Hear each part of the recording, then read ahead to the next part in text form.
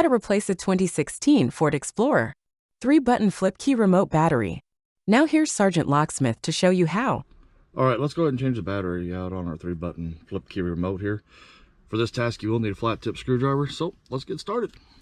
First let's open it up. After you open it up, you'll notice where the key sits in here, the back side of the remote. This doesn't have the Ford emblem, yours will, hopefully.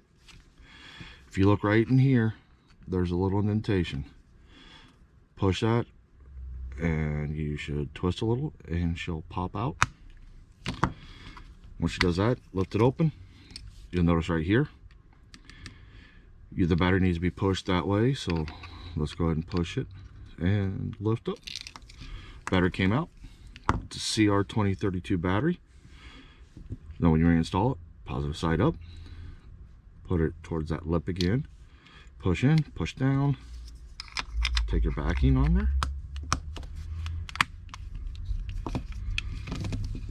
and there you go.